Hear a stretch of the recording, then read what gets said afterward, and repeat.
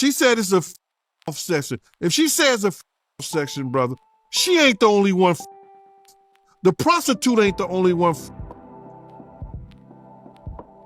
Old boy is off also. Okay, so the Diddy situation is obviously blowing up right now. It's been insane to watch with the raids and everything.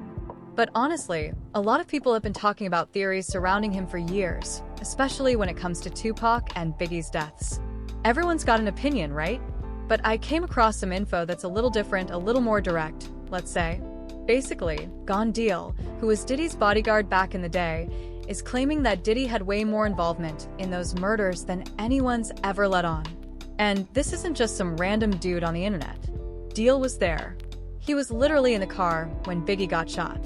He saw things, heard things, and now he's finally talking. Stevie J and Mace went to a basketball game together. Those Crips pulled them to the side and told both of them, it's Puff we want and it's Big we want. Stevie J should have been talking about, he didn't tell Big nothing. I even told Big before we left, if we go to this party, somebody gonna die tonight. If that ain't drugs that kid is taking that got him talking like that, man, the Pope ain't Catholic and the pig ain't poor. Now, before we get into the really crazy stuff, you got to understand the backdrop. It's the mid-90s. East Coast versus West Coast hip-hop is at its peak, and tensions are higher than Snoop Dogg at a Willie Nelson concert. Tupac and Biggie, who used to be like brothers, are now bitter enemies, and everyone's taking sides. Then Tupac gets killed in Vegas in '96. 6 months later, Biggie gets murdered in L.A. The cases go cold, and for years, all we've had are theories. But Gene Deal is connecting dots that the police apparently missed. He's revealing conversations that happen behind closed doors, and honestly, some of this stuff is going to make your jaw drop. He starts by saying that Diddy was extremely jealous of Tupac. And not just in a friendly competition kind of way, like deep, personal jealousy. Diddy himself has even admitted he didn't know how to talk to women, while Pac had this natural charisma that just drew people to him. Deal says you could see the jealousy in Diddy's eyes whenever Tupac was around. And this jealousy, according to Deal, played a major role in what happened next. So let's jump back to '94 for a second. Anyone who knows anything about hip-hop knows about the Quad Studios shooting.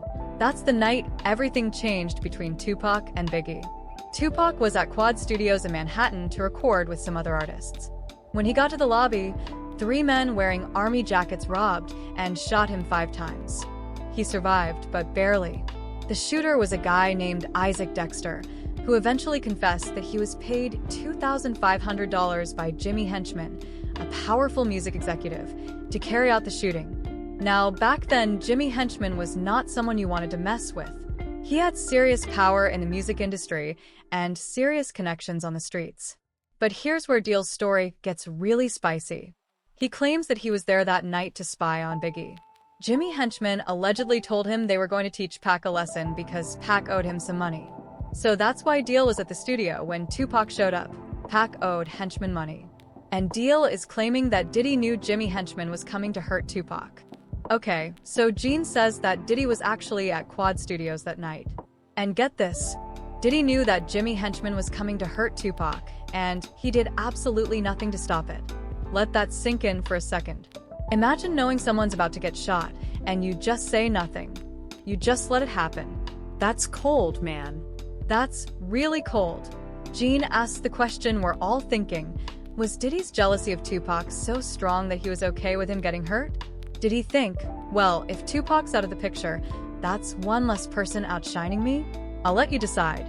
But the fact that Diddy knew about this shooting and stayed silent, that's not just suspicious, that's downright disturbing. Now, let's fast forward to '96, when Tupac was killed in Vegas. This is where things get even more complicated, and where even more people start pointing fingers at Diddy. Kirk Burroughs, the co-founder of Bad Boy Entertainment, who worked directly with Diddy for years, came forward in a Netflix documentary called The Reckoning with some serious allegations. Kirk said he feels like Diddy was behind Pac's murder. He claimed that if Diddy played a part in it, he knew where the money came from. When talking about the Vegas trip and the whole situation, Kirk said Diddy paid for people to drive out to Vegas. And it's hard to hide $1 million. Kirk said, I asked Boone, "Yo, Boone, When did he get a record label? He said, you know how Zip is. I said, when did he get a Zip record label? Zip had a check for $1 million. He said he got it from Barry Hankerson and Jimmy Henchman for his record label, Black Ground Records. So if that's true, and we know Jimmy Henchman and Puff were cool, then you should be able to trace where that money came from. Why did he get it?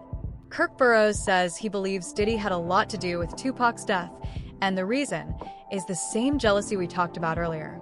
By this point, Tupac's success was out of control. All Eyes on Me had just dropped and was selling millions. Tupac was on top of the world, and according to Kirk, Diddy couldn't stand it. But here's the really wild part. Kirk claims that Diddy made a very unusual request around the time of Tupac's death. He says Diddy wanted to rent cars to drive from New York all the way to Las Vegas during the weekend of the Mike Tyson fight, the same weekend Tupac was killed. Now think about that. Why would Diddy need to rent cars for a road trip from New York to Vegas? That's a 40-hour drive. People fly to Vegas. They don't drive across the entire country unless they're trying to transport something they don't want going through airport security. And then we get to the craziest part because now it stops being about Tupac and Biggie and it gets super personal. It came to light that Diddy wanted Gene dead way before any of this YouTube stuff happened. Gene says he was just doing meetings with people in the street,